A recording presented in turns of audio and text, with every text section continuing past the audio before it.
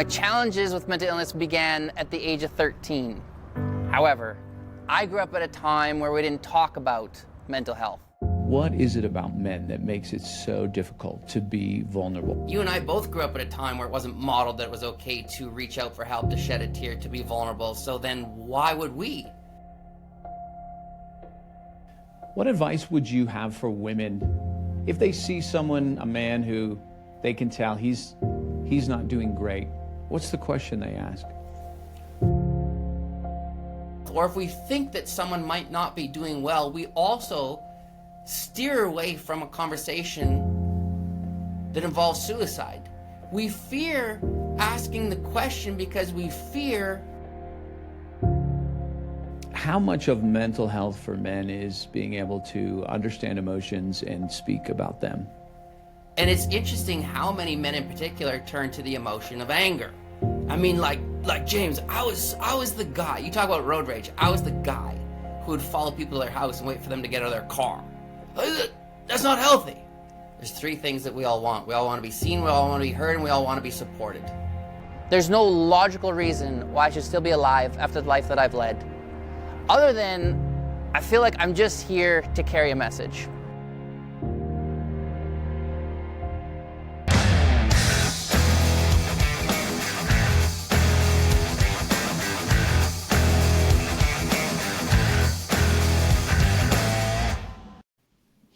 Hey everybody, welcome back to the show, and I'm excited today because I'm with Allan Kehler. Allan, welcome to Born to Climb. James, thank you for having me. So I was really excited about this conversation because I think it's so important, but before we even get to that, I was watching online, I think it was in your TED Talk, and you were talking about how a doctor had given you, I think like 3 months to live, and I want to know what was going on and what changed, because obviously you're still here. Oh man, yeah. Actually, it was 1 month. 1 month to live. It speaks to how good we can be at hiding what's going on beneath the surface, because I was functioning. I mean, I was not just functioning, I was excelling. I was actually teaching a grade 7, 8, 9 special ed split when all that went down. And what was going on behind the scenes, James, was, I was living at the River Creek Casino out in Edmonton. Being from Alberta, maybe you visited that place, but I was drinking every day. I was having seizures almost daily. I stopped eating, I stopped sleeping, and basically my body just said, nah, we're not doing this anymore. We can't do this anymore. And I had actually just finished teaching a class, and then I kind of collapsed in the hallway. And it was embarrassing. You know, my students, I loved my students, you know, they're kind of hovering around me, and it's like, Mr. K, are you okay? And it was the same old thing, right? It's hiding behind the mask. Yeah, no, I'm good. Oh no, I wasn't. But in active addiction, if you get too close to us, we push you away. And that's what was going on. I had created a life of isolation, and that did not even serve as the catalyst for me to be like, yeah, I'm done with this life. It did bring me to the realization that I don't want this anymore. But I bet, James, it was another probably 3 years before I finally got sober. But it was the small incremental changes where I realized there has to be more to life. There just has to be. And it was only once I started to understand that vulnerability was a strength, and I was able to get into some support groups, hear my story through others, that I realized, wow, I'm not alone. And that was the game changer. I know you talk a lot to your audiences about mental health, and especially with men. And I want to ask the question, what is it about men that makes it so difficult to be vulnerable, like just scaling this wall? When something is not being modeled for us, when there wasn't a pathway that was paved, it's very hard to carve out a new way of living, right? You and I both grew up at a time where it wasn't modeled that it was okay to reach out for help, to shed a tear, to be vulnerable. So then why would we? And it's interesting how many men in particular turn to the emotion of anger. I mean, like James, I was the guy. You talk about road rage. I was the guy who would follow people to their house and wait for them to get out of their car. That's not healthy. But you know what lay beneath the anger? Sadness. And thanks to a lot of anger management, a lot of therapy, that's where I understood that underneath all that anger, I was just sad. But as a young man, it wasn't, like I said before, modeled that it was okay to be sad. We're supposed to be strong, independent. To ask for help is weak. So we're up against all these scripts. And for me, I got to a place where I was like, this isn't working. When we suppress all that energy, we get sick. And if emotions are energy, which they are, at some point there has to be a release. There has to. And it's often very ugly. I turned to different substances. I reached out to different things to put a blanket over all those emotions. And I think that finally we're understanding that feeling is what leads to healing. Now, that's easier said than done. Well, as men, I can't speak on behalf of all men, of course, but I can speak on behalf of myself and my friends that I know well, that something about men and emotion is just it's like a foreign planet to go and speak about emotions. Sometimes we even have troubles just finding the word to match whatever the energy is. So how much of mental health for men is being able to understand emotions and speak about them? Everything.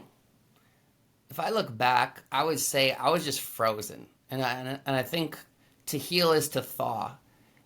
I think that, and not just men, but in general, a lot of us have our walls up. We're guarded. We're guarded for good reason. Maybe we've been burned before. Maybe we tried being vulnerable and it didn't work. So we put our walls up. And it's hard to let people in. I was the guy who, if anyone tried to get too close to me, tried to make me feel, I reacted with anger. That was my greatest defense mechanism. I tried to keep people at bay. Do not make me go within, because within there was a lot of pain. And if I looked at it, I didn't have the strategies, the tools to navigate through it.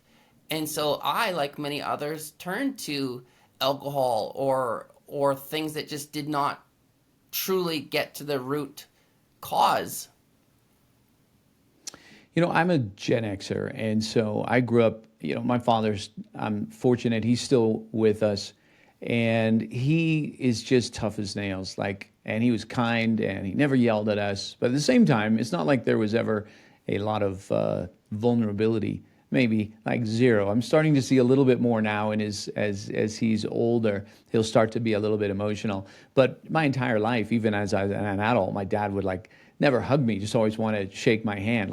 He just shakes everyone's hands. But, I go home, I give him a big hug anyways.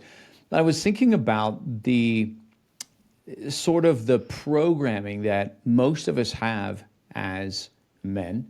Because I think a lot of people can look at men and think, what's your problem? Just start to open up and be vulnerable. It's not that difficult. Yet we're really overcoming, we're having to overcome years of programming that's inside of us. And I guess generations, essentially, right? I find it really interesting, James, that Creator God, whatever word one uses, would bless my wife Tanya and I with 4 boys. 4 boys. They are the driving force behind so much of what I do. I do not want them to have to go through what I went through. I find it absolutely mind-blowing. It blows my mind. Our oldest is 25, then we have a 21, and we have a 13 and 12, and all four of them, when when I see them, whether it's in the morning or when the older 2 come home, we hug, and we say, I love you, as though it were nothing. And it shouldn't be anything, but I still, to this day, those 3 words for me, James, I love you, are hard. My best friend, Justin Andres, died by suicide. He was the only guy, James, that I ever felt comfortable saying those 3 words to. And that bothers me to the point where I'm very committed to I want it to be normal, and it is normal for my kids, which is like it. Yeah, it's those of us who grew up earlier know what I'm alluding to. You know, the whole thing between fathers and sons. Of course, I have a son as well, and I remember when he was little, I was coaching the hockey team that he played on. And, you know, these little guys, someone would get hurt, and of course the play stops, and we would shuffle out onto the ice as the coach and lean down and like, hey, you okay? And is everything all right? And then I noticed when my son got hurt, I went out there and I'm like, get up, what's wrong? You know, it's just, get off the ice. We got to go. They're waiting on us. And I remember thinking, like, that was so terrible. Like, I treated my son so differently than all these other little kids. But yeah, it's the programming definitely goes deep. So let's talk a little bit about mental health in the workplace. And especially for people that are listening to this show, they're either leaders or a lot of them are business owners. And we can struggle with anxiety, depression, maybe the two most common, but could be other things as well.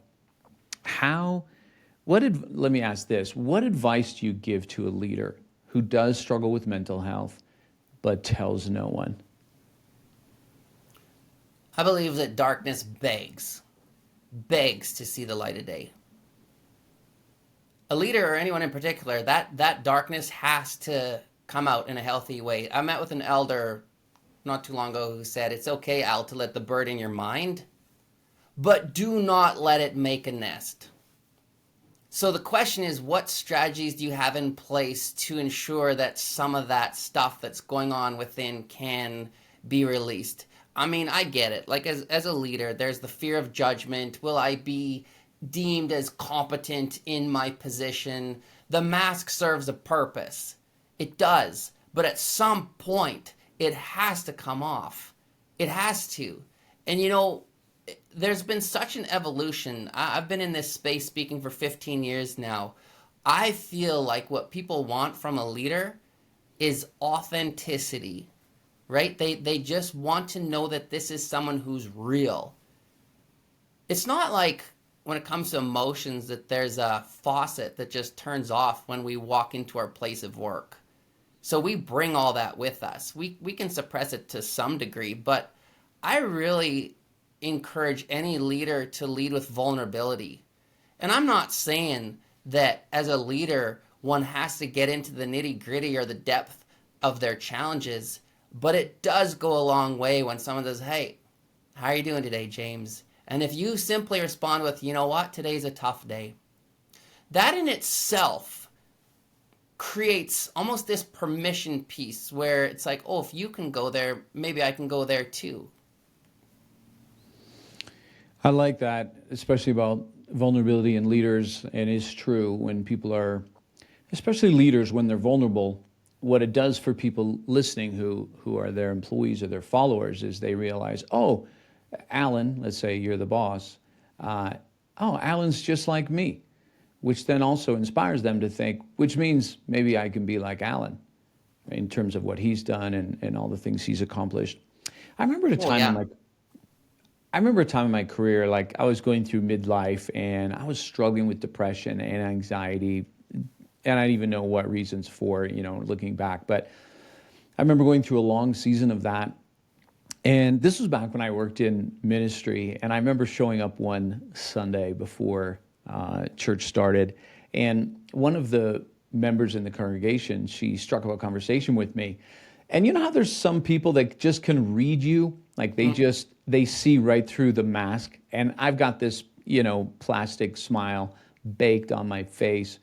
And she just stops me and says, "You seem sad," and just busted me. But of course, I just was like, no, I'm totally okay. Like I just lied my way through, right? That's how you want to be as a preacher on Sunday morning, lying before you get up front. But I was like, it was so terrifying that here's someone who could see through that. And it was, I remember that time because what was I supposed to say? Like, yeah, actually, I am really sad. I know I'm supposed to be happy all the time. And I know that many of you think I have like the best job in the world, but actually right now I hate my life. And, there's some things you can't say, but at the same time, how do we, like, I get, like, we've got it, sometimes we have to wear these masks in certain settings. We're going into a sales presentation and we just got to put our best foot forward. At the same time, where's the balance? We need somebody, at least one person in our life that we can take the mask off with. If we have one person, James, that's everything. I didn't always have a person. I to this day struggle with the word trust. Pen and paper became my person. I mean, you can tell a piece of paper anything. And I think that's what I was saying before. That darkness or whatever is in the mind, it has to come out. And I think it's fascinating, James, that someone was able to recognize that in you. Energy does not lie. When I was really in the depths of my challenges with mental illness, immersed in addictions, I was still studying at the U of A, at the University of Alberta. And I remember I was in this auditorium, maybe 300 other students. I'm in the front because I had a hard time with focus. And after the lecture, I remember I turned my back to the front. I'm packing the books in my bag. And then I turn around to see my professor, Ian McNeil. And he says, "Come to my office, Al. Let's talk." I was like, "What? I've talked to you a handful of times. Like, what is this?" Now, when we are struggling, sometimes we have those small windows, yes, where we're actually ready to move through, and perhaps we're ready for some kind of change. That was a moment for me when I was like, I think I'm intrigued. And so I actually that afternoon went up to his office. I couldn't go in the first time, actually, right by. But I was like, okay. I remember I walk in. Ian sees me. He points to a chair. He says, "Have a seat." And here's what's different, James. He leans forward and he says, "How are you doing today, Allan?" And now, just that, because we're so robotic, yes, in the "how are you doing?" I'm saying it changes when you add the person's name and when you use the word "today." But I don't know what the numbers are. It's like 7% of the way that we communicate is verbal. The other 93%, I mean, everything about Ian screamed compassion. His feet are on the ground. He's leaning forward. He's engaged. And that was one of the first times that I took off the mask and I said, "Okay, Ian, you want to know?" Blah. And 10 minutes. What I find interesting about Ian is I think that he understood that we all want power. We all want control. He didn't try to fix me. He spins a question back at me. He says, "Are you happy?" And I was like, "Ian, did you not listen to anything?" I said, "No, I'm not happy." And then he says, "What are you going to do about it?" And I was like, "Oh, that's interesting." And then that's when he said, "You don't have to fight this alone. There are resources that can help." And he's the one who introduced me to the services that allowed students to, get note takers, tutors, write exams in a room that allowed me to have extra time. And that was embarrassing for me. It was humiliating because I used to be, top of the class academically. But he's the guy who changed my entire life in 10 minutes because he saw a young man who's in pain. And he simply repeatedly checked in. Like that man changed me. Well, let's talk about that for a moment. The concept of when we see someone that might be struggling, how do we approach that? And so, in a sense, I'm going to ask two questions. One is your advice to women, and the other is the advice to men. I think a lot of women are just more in tune, whether it's with energy or able to read, men's body language. So a lot of women will be able to pick up. They just sense, hey, so-and-so's not doing well, where I think a lot of us guys might be just totally clued out that our friend is really down. But women are just amazing at picking that up. What advice would you have for women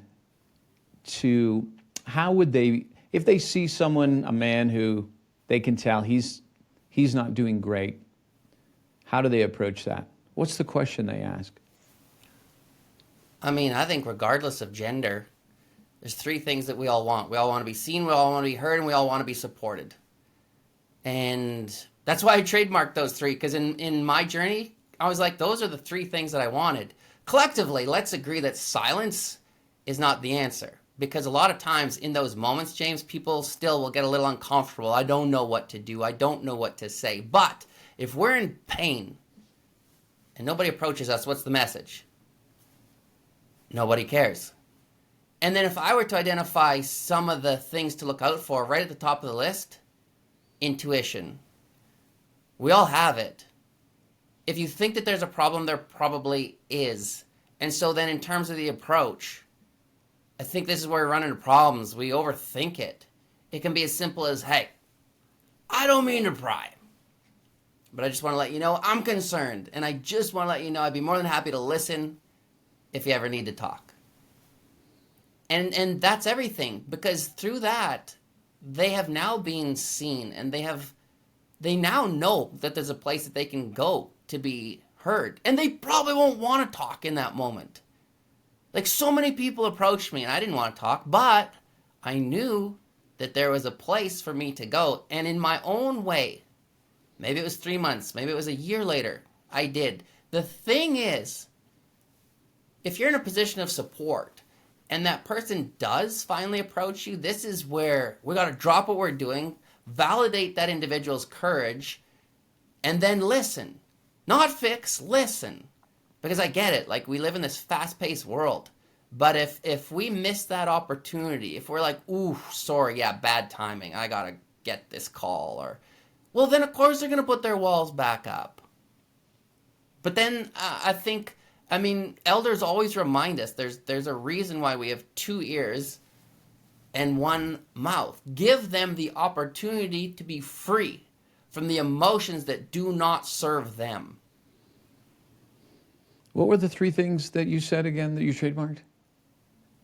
Be seen, heard, and supported. Be seen, heard, and supported. You know, I think it's so great that you said that about basically not overthinking it and just asking, you know, hey, it doesn't seem like everything's totally fine. I could be wrong, but, you know, did you want to chat about that or not? I'm here to support you. And I think what happens for a lot of people, especially if they're asking that to a man, like you said, probably 99% of the time, men are not going to take you up on that offer in that moment. It's going to be no. And the person who asked might think, oh, well, what was the use of asking it? But just asking it actually begins to meet a need. It's a sad day when the phone stops ringing, when you stop getting emails or texts, when you're in a place of despair. You know, like when I was struggling, there were a lot of people who reached out. I bet I did not respond to the vast majority of them, but I felt it. And I think that sometimes we forget that. If we reach out to someone and just check in, they might not respond. But that doesn't mean that it didn't leave an impact. Very rarely do we actually know the impact that we have, right? And I also think that in the context of mental health, or if we think that someone might not be doing well, we also steer away from a conversation that involves suicide. We fear asking the question because we fear what? The response. What happens if that person that you work alongside, what happens if your partner, your kid, says yes? Because then it's real. And in those moments, we often panic. We talk. When once again, the goal, the number one goal, is to help them to speak, to talk, to be free. I mean, how many times haven't we heard when someone says, you cannot possibly understand what I've gone through, right? And in those moments, if we respond with, oh, yes, I can. I went through abuse. I went through divorce, whatever.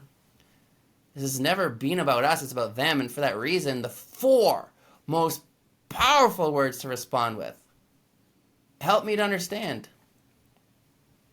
Because even if we think that we get it, that's not the point. Again, the point is allow them to just get rid of that emotion. I have a good friend who is a psychiatrist, and he was telling me one time that when it comes to the topic of self-harm, that not to be afraid of that topic, whether it's with your kids or with a friend, exactly to what you're speaking to, is to lean into that and to have that conversation and to ask, whether it's about your teenager that you're concerned about or a friend.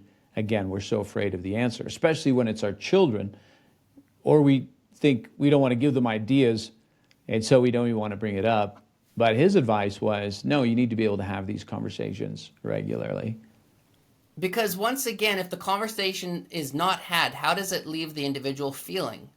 When I was employed as a city worker, City of Saskatoon, and this is kind of graphic, but there's a point to this.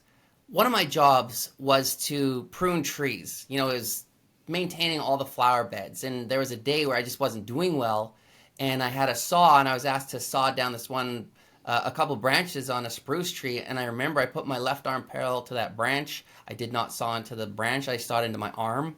And you have to ask yourself, why would one do that? Why would anyone turn to self-injurious behaviors in the first place?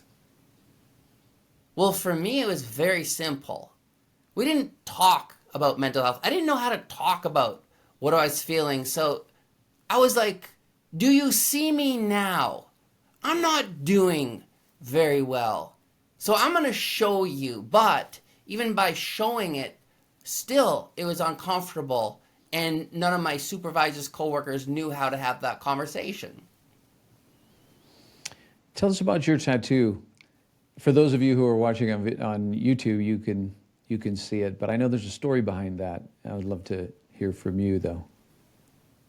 Yeah, what's interesting is, and I don't think I ever saw this coming when I got it, but how often I'm asked, and it serves as a catalyst for an emotionally charged topic, but one that unfortunately hits home for a lot of people, which is suicide. Because as I said earlier, I lost my best friend, Justin Andres, and oh man, the lessons through that are vast. If I'm honest, I mean, his suicide saved my life. I think one of the hardest things for me is after he passed, I got together with the family that night, and Justin had left me a note. And at the bottom of that note, he signed his name, Justin Andres. And I traced over those very letters, J-A. I put them on my throat chakra as a reminder that, like, I'm done with the silence. I'm going to talk. We have to talk. And I surrounded it with the phoenix, which is all about rising up from pain to purpose. And that logo is also in our clothing line, Born Resilient. And by the way, that clothing line ended up getting launched on the anniversary of his death, which was never planned. But I say that because Justin is the driving force behind so much of what I do. The veil between the physical and the spiritual world is so thin. And in many ways, I feel closer to Justin today than when he was here in the physical. It's a great tribute that you've done to your friend, and it's great to hear you talk about how he's impacted your life, and just even the coincidence about the brand, or probably not coincidence about the launching date. So thanks for sharing that. Thanks for asking. You speak with a lot of audiences, like in construction, which, the stereotype of most construction workers, pretty gritty, mostly men dominated in industry.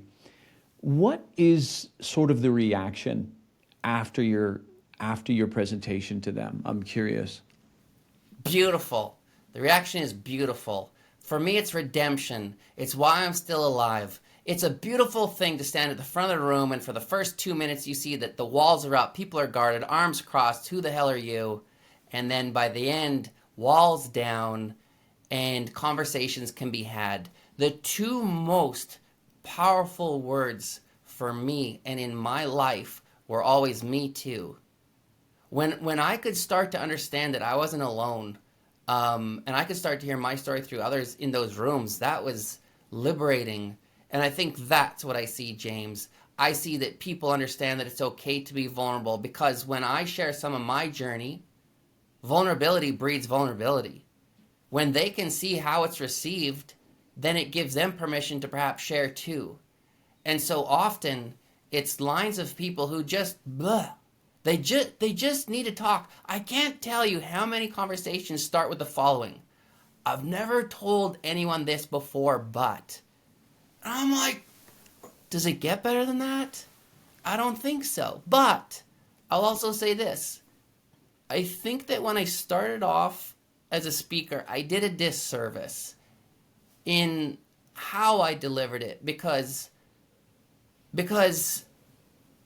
there has to be resources available. I mean, I'm all about encouraging people to feel, but the question is, where does one then go with those feelings?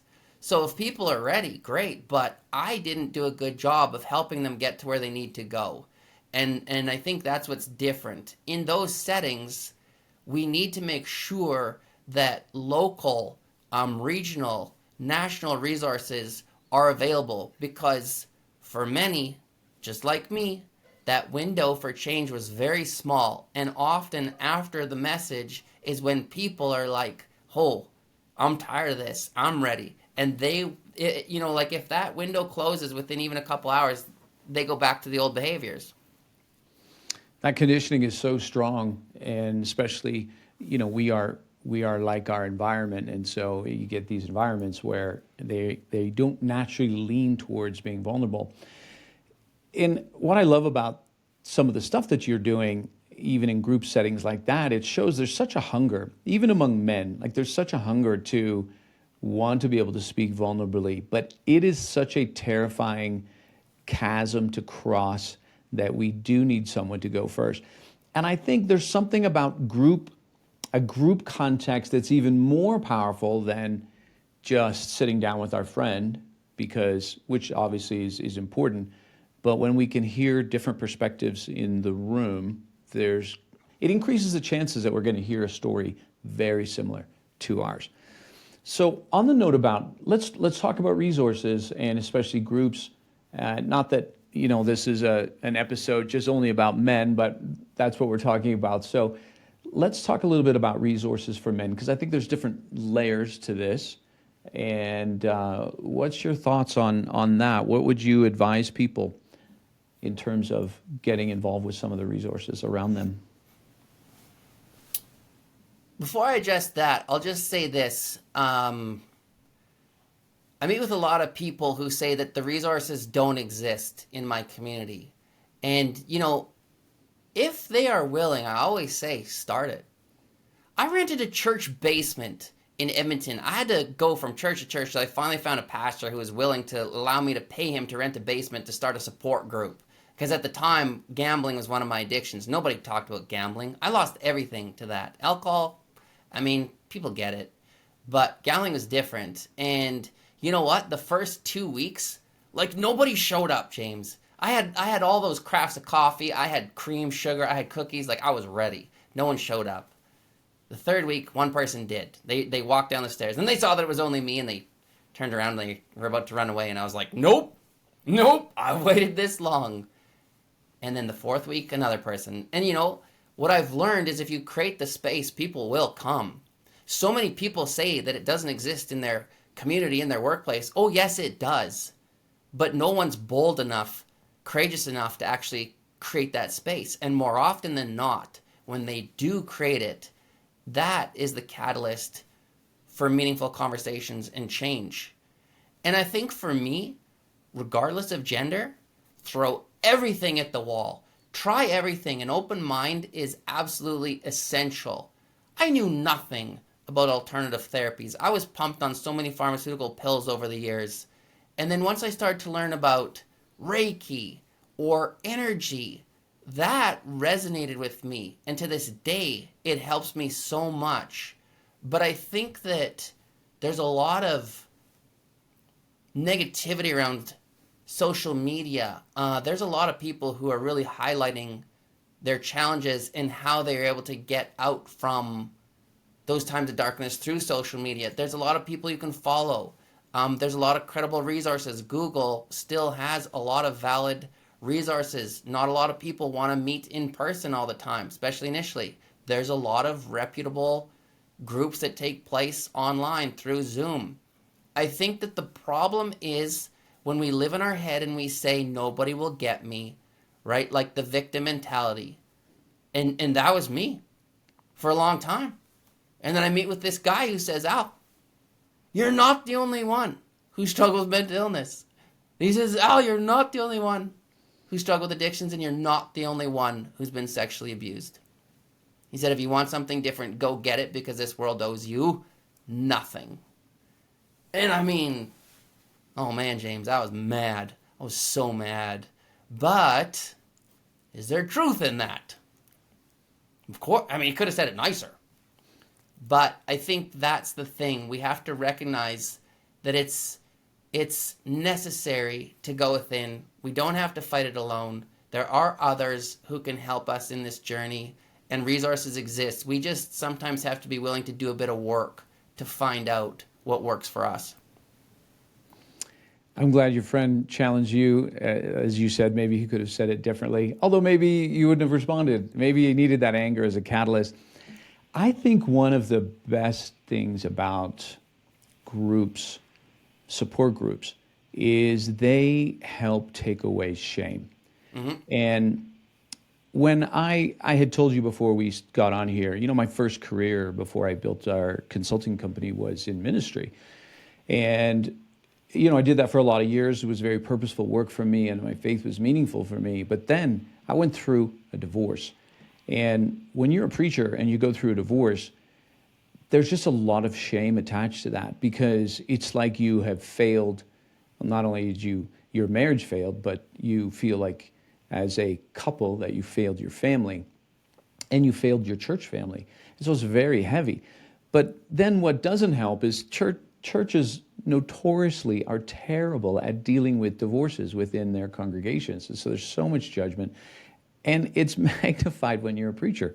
So we went through this horrible time. I mean, we had our friends and leaders get up in front of the congregation on a Sunday and just criticize us publicly. My kids were in the audience. We ended up walking out, but it was just, and again, that was the culture in that church at that time. But my point in all this is, I remember during that time, maybe a year later, I thought I should go.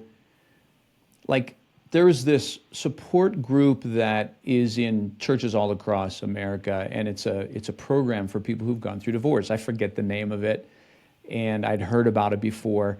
And then I thought maybe I should go to that. But I honestly felt so like there was so much shame to even think of going to that. But I thought, no, you got to do this. Like, you got to take the courageous step.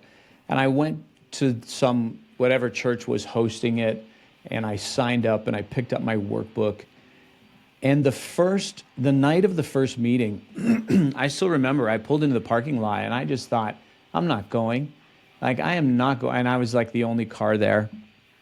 And I thought, I'm probably the only ex-preacher who will be there.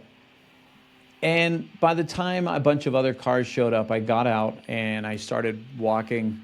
It felt like I was walking to the gallows. Like, it was just this walk of shame. And it was this moment of, how did I get here? Like, how did I get here?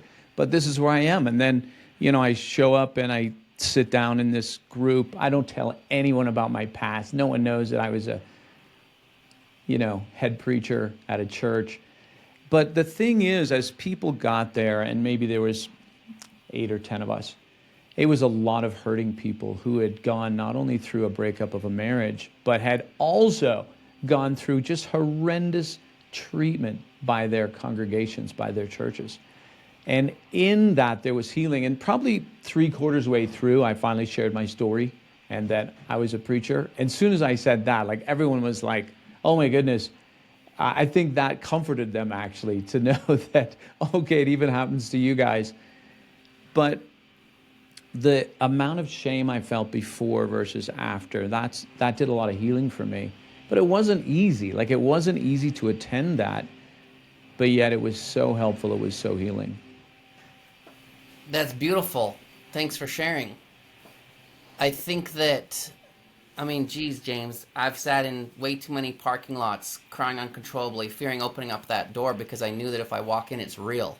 And I can relate to that feeling of the gallows. And I find it interesting, yes, how often our greatest risks lead to our greatest rewards. And I don't go to AA, for example, to this day to work a program as much as I go to be understood. It's in those rooms where we are understood, and at a human level, that is the greatest thing. We want and need to be connected. And you talk about strength, because that's the thing. To this day, so many people fear raising their hand. They fear asking for help because they don't want to appear as what? Weak. But James, just like you talk about courage. I mean, you talk about raw courage. Anyone who's ever given themselves permission to be vulnerable knows that it requires absolute strength. And so ultimately what you did is you redefined what it means to be strong. And that didn't just help your life. You helped others connect to themselves and connect to others and not feel so alone. I mean, that's some powerful, powerful stuff. It was definitely a lesson in just how groups can help heal each other, even if people go in there and they don't talk. Now, we're talking very specific groups here, right? That's a divorce group for people who have a Christian faith. There's groups for people who have been sexually abused. There's groups for people who have struggled with addiction and different addictions, right? There's a lot of different groups out there. But I think there's also, let's talk for a little minute, because that's really drilling down to specifics. But there's also a lot of options out there just to be in a great group that's healthy, where normal conversation happens. And I'll give you one example. And this goes, and especially for men who are listening, and if you live in the United States, I think this could be really helpful for you. Back when I was first going through my divorce, it was in 2017. And you go, for anyone who's gone through a divorce, you know there's this awkward moment where no one knows what's happening, and so you get calls to be invited to different things, and then you got to break the news to all your friends, and it's a terrible time. But anyways, one of my friends calls me, and he said, "Hey, I want to invite you and your wife to the Christmas party." And then I had to, like, make that statement again, the statement of shame, like, "Oh, by the way, here's what's going on." And the next words out of his mouth were, "You need to come work out with the guys."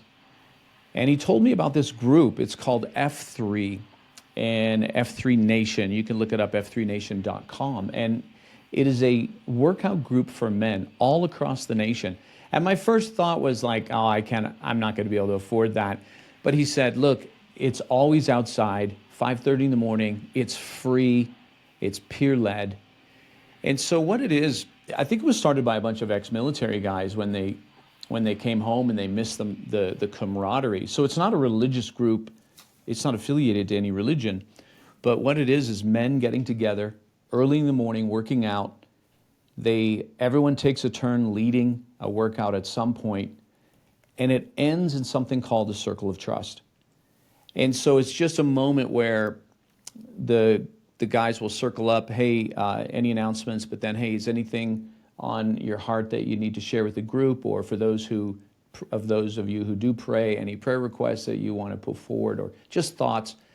And most guys don't say anything, but the longer a group is together, you'll see guys begin to say, well, this is what's going on, or I'm going through a tough time with one of my teens, or our marriage is having some tough times. And so it's never really deep, but at the same time, it's just that opportunity for people to share. And it's incredibly healing. And that was a huge thing that got me through just in my divorce. And like I said, it's not a religious group at all. But I'll put the link to that in the show notes. It might have spread to Canada by now, Allan, although maybe not Saskatchewan. But if you check out, you can see locations all across all across even the world now. It's spreading. It's just a great movement of men. That's amazing. Yeah, that's amazing. Thanks for sharing. And you're right. Like there are just so many resources, and I think the question also becomes, who do you surround yourself with? Like regardless of group, I'm saying in your personal life, are they individuals who bring you up or are they individuals who bring you down? We surround ourselves with people who lead a similar life. I mean, when I was active in my addiction, all my so-called friends were addicts. And when we try to find a new life, sometimes we have to set boundaries, cut ties. But ultimately, we are responsible to create our own life of happiness. And people come and people go. And I think it's on us to ensure that we're surrounding ourselves with like-minded individuals who push us to become the greatest version. So no doubt in that group with F3 Nation, I mean, you're surrounded by people who just accept you, love you for you, and push you to be the best you. For sure. Something I started maybe 6 years ago that also has been helpful, and I'll just pass this on for anyone listening. And it was to organize one trip every year with a bunch of my buddies. And it was something that I had not done before. And, you know, we've gone to South America a couple times, Guatemala, we just went to Iceland. And it'll only be about 4 days long, but there's something about a small group of guys and you rent an Airbnb together and you've just got that extended time, then that's where the conversations begin to come out, right? It's like the onion, you just peel different layers. And that's been something that I have loved. I'm so glad I've added that to my life. So if you've got a bunch of friends and you guys haven't done something fun and adventurous for a while, consider planning a guys trip. And you don't have to spend a lot of money, but just that time together with guys gives us a chance to chat. Mm-hmm. That's awesome. Allan, if people want to get a hold of you, what's the best way? And if they want you to come in and speak to their organization? Yeah, I appreciate that. Sometimes it's easier talking to someone who you don't really know. And the best way is probably through the website, which is www.allankehler.com. That will be in the show notes in case you're driving and listening to this and you can't remember what he just said. So those will be all in the show notes. Well, listen, before I let you go, I just want to say thank you for not only giving us your time today and coming on the show, but I want to thank you for what you're doing. And, when I go back in my life to when I was in my early 20s, I remember working and struggling with depression, but I had no idea that it was depression because nobody talked about it. I just remember thinking, why am I so down? Like, why am I so sad? And I would spend hours trying to think there must be a reason. There's got to be something wrong. But there wasn't anything wrong. I was just depressed. And I didn't have those voices in my life at that moment being able to be a catalyst. And that's what you are. You're a catalyst for conversations. And in that way, you're a great leader impacting people. And I just want to thank you for that. I want to lift you up for that. I know you make a difference, but I'm just going to remind you of that today. Thank you for doing what you're doing. And I'm glad for, my kids. I hope my kids have a chance to be in an audience one day and hear you speak and be reminded that it's okay to open up. And actually, that's where the real strength comes, right? In being vulnerable. That's where we connect. So, Allan, thanks so much. Thank you for being on the show. I appreciate you, James. I appreciate the platform. I love the work that you do. I love that you have these open conversations. Much respect. Take care. All right.